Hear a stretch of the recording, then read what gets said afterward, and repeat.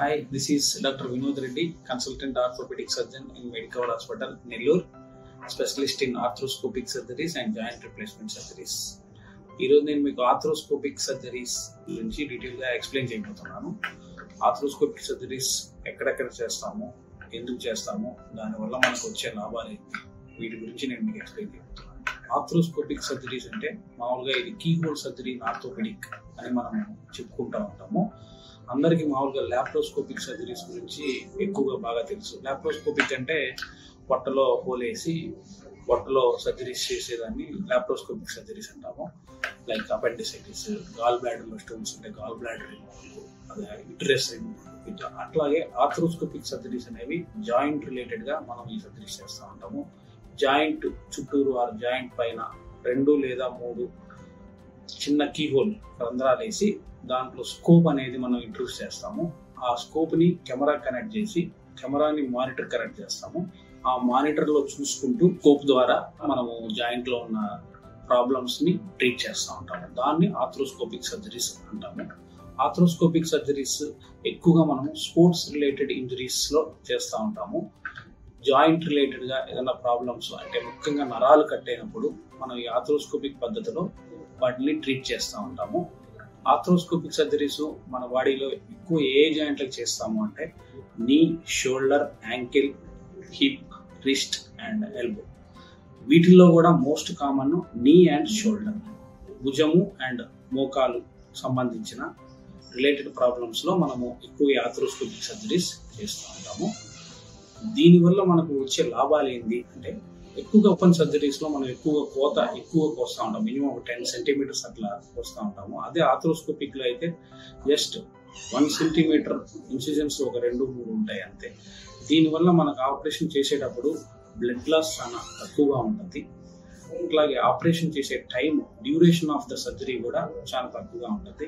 ఇప్పుడు మనం ఓపెన్ పద్ధతిలో సర్జరీ చేయాలి అంటే స్కిన్ కట్ చేసిన తర్వాత జాయింట్ దాకా వెళ్ళాలి అంటే మజిల్స్ కట్ చేయాలా, మజిల్స్ సపరేషన్ చేయాలా, దానిపైన జాయింట్ పైన ఉన్న క్యాప్సూల్ ని కట్ చేయాల్సి వస్తుంది. అదే ఆర్థ్రోస్కోపిక్ పద్ధతిలో అయితే మనము జస్ట్ హోల్ వేసి దాంట్లో స్కోప్ పంపించి మానిటర్ లో చూస్తా సర్జరీస్ చేస్తాము. సో దీనివల్ల ఏమవుతుందంటే పోస్ట్ ఆపరేటివ్ పెయిన్, నొప్పి కూడా చాలా తక్కువగా ఉంటుంది. అండ్ హాస్పిటల్ స్టే కూడా 1 or 2 days. Nowadays day care surgeries లాగా అంటే పొద్దున వచ్చేసి సర్జరీ చేసుకొని సాయంకాలం వెళ్ళిపోయేదానికి కూడా ఛాన్సెస్ ఎక్కువగా ఉంటుంది. అదే ఓపెన్ చేసే సర్జరీస్ కి, సేమ్ సర్జరీస్ కి ఒక 4 to 5 days హాస్పిటల్ స్టే ఉంటుంది. తర్వాత సర్జరీ చేసిన తర్వాత కూడా మనకు పెయిన్ అనేది, నొప్పి ఎక్కువగా ఉండదు. ప్లస్ సర్జరీ చేసిన తర్వాత జాయింట్ స్టిఫ్నెస్ అనేది వీటిలో చాలా తక్కువగా ఉంటుంది. అదే ఓపెన్ సర్జరీస్ లో అయితే ఎక్కువగా ఉంటుంది. అండ్ పోస్ట్ ఆపరేటివ్ ఫిజియోథెరపీ కూడా ఎక్కువ రోజులు మనకు కీహోల్ సర్జరీస్, ఈ ఆర్థ్రోస్కోపిక్ సర్జరీ చేసినప్పుడు ఎక్కువ రోజులు అవసరం ఉండదు. అదే ఓపెన్ గా చేసినప్పుడు ఎక్కువ రోజులు అవసరం ఉంటుంది. సో ఆర్థ్రోస్కోపిక్ సర్జరీస్ డెఫినెట్ గా ఓపెన్ సర్జరీస్ కంటే చాలా లాభాలు ఉంటాయి. అండ్ ఆర్థ్రోస్కోపిక్ సర్జరీస్ అట్లని చెప్పేసి అన్నిటికీ చేయలేము. లైక్ జాయింట్ రీప్లేస్మెంట్ అనేది ఖచ్చితంగా ఓపెన్ సర్జరీస్ లో చేయాల్సిందే, open type. So arthroscopic surgeries అనేది కొన్నిటికి మాత్రమే మనం చేయగలుగుతాము. ముఖ్యంగా ఇవి sports injuries in young individuals, అంటే ఆటలాడుకునేటప్పుడు పడ్డం వల్ల, తగిలిన దెబ్బల వల్ల జాయింట్ లో ఉన్న నరాలు కట్ అయినప్పుడు అవి మనము ఆర్థ్రోస్కోపిక్ సర్జరీస్ ద్వారా ట్రీట్ చేయగలుగుతాం. మనకు మెయిన్ మనం ఆర్థ్రోస్కోపిక్ చేసే జాయింట్లు ఉన్నాయి. అందులో 90% మనం మోకాలకి, భుజం తగిలినప్పుడు మాత్రం ఇవి ఎక్కువగా ఉపయోగిస్తూ ఉంటాము.